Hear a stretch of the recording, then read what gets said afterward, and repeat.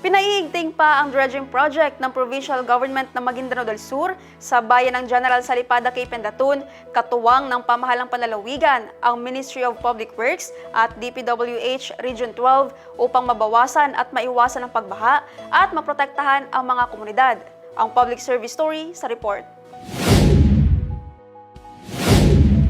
Patuloy ang pagsasagawa ng dredging operation ng provincial government ng Maguindanao del Sur sa mga ilog sa bahagi ng General Salipada kay Pendatun.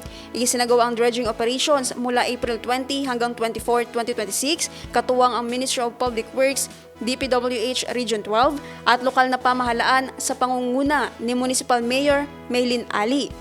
Layunin ng proyekto na mabawasan ang pagbaha sa pamamagitan ng rehabilitasyon ng mga daluyan ng tubig sa mga apektadong lugar.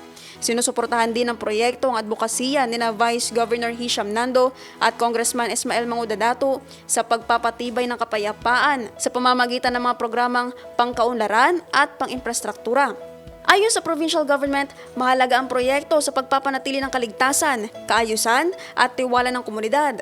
Ayon sa pamahalaan, patuloy itong magsasagawa ng mga proyekto upang tugunan ang mga hamon sa kalikasan at maprotektahan ang mga mamamayan.